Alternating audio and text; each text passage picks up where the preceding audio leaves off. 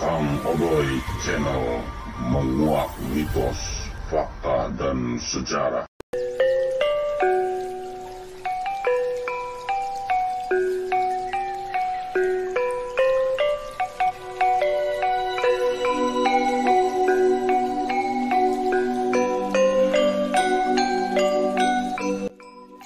Assalamualaikum warahmatullahi wabarakatuh, sahabat Odoy. Jumpa kembali bersama Kang Odoy Channel yang menguak mitos, fakta, dan sejarah. Iya, Sugeng Rawuh, selamat datang.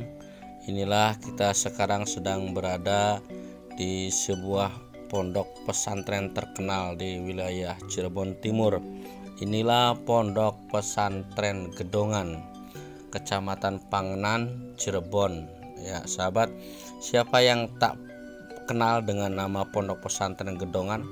Sebuah pondok pesantren yang cukup tua yang berada di daerah Ender, Gedongan.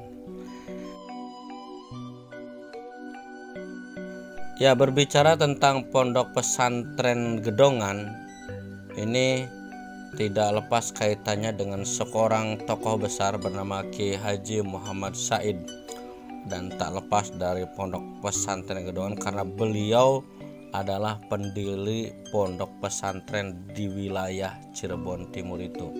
Nah, Kiai Haji Muhammad Said atau kita kenal dengan Kiai Said ini merintis pendirian pondok pesantren tersebut pada abad ke-18. Beliau adalah ulama yang disegani khususnya di wilayah Jawa Barat pada zamannya.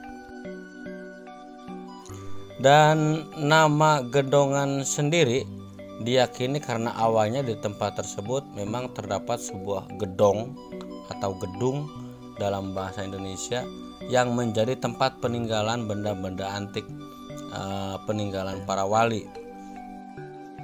Adapun benda-benda tersebut merupakan pusaka senjata yang terkubur di dekat sumur gedong, dekat sumur gedongan maksudnya. Sejumlah benda tersebut tersimpan dalam gedung yang berdiri di atas tanah seluas 50 bata atau 700 meter persegi.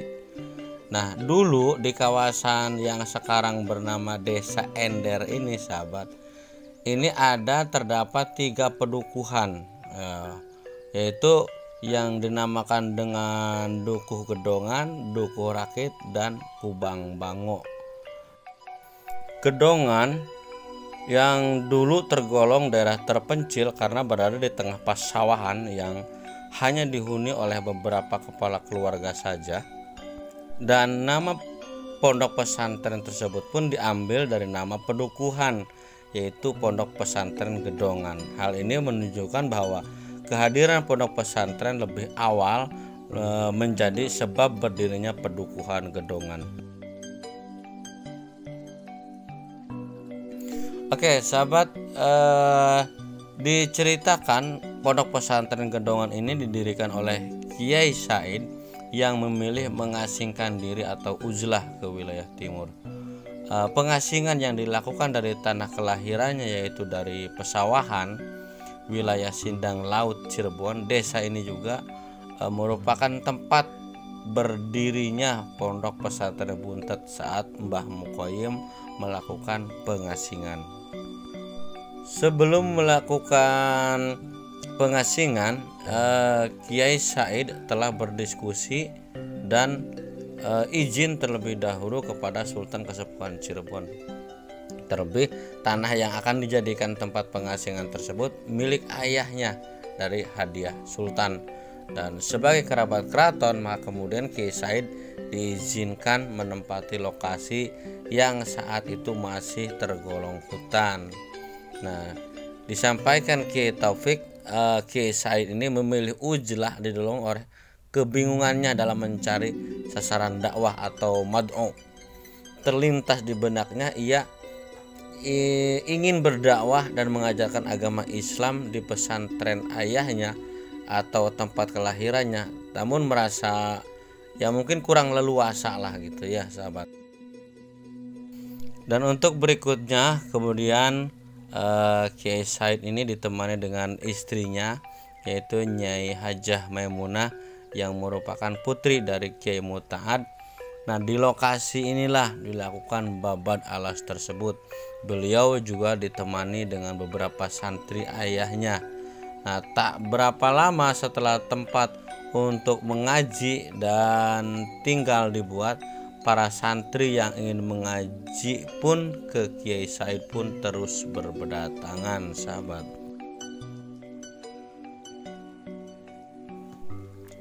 Yang pada mulanya di pondok pesantren Kiai Said ini hanya sekitar 24 orang mungkin ya.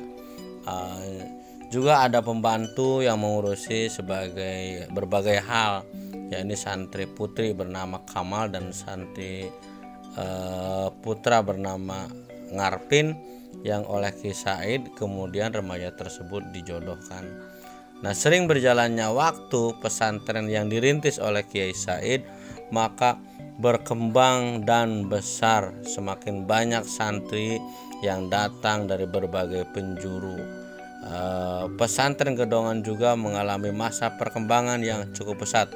Setelah Kiai Said wafat dan kemudian estafet kepemimpinan pondok pesantren dilanjutkan oleh keturunan beliau.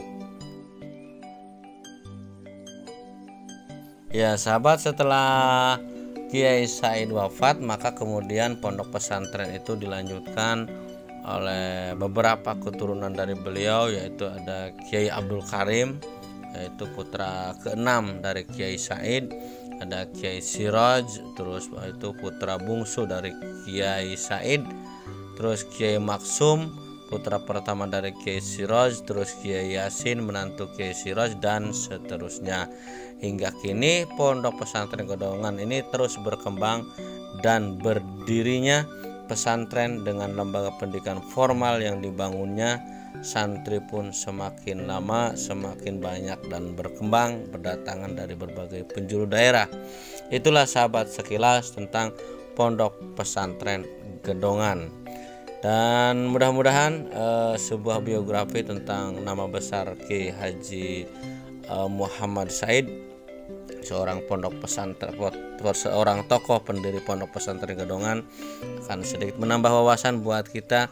Inilah sahabat biografi Kiai Haji Muhammad Said, pendiri pondok pesantren Gedongan Cirebon. Terima kasih, jumpa kembali. Jangan lupa like, komen, dan subscribe-nya. Silakan pijit lonceng notifikasinya agar bisa menyimak kembali video terbaru dari Kang Odoy. Kang Odoy Channel, menguak mitos, fakta, dan sejarah.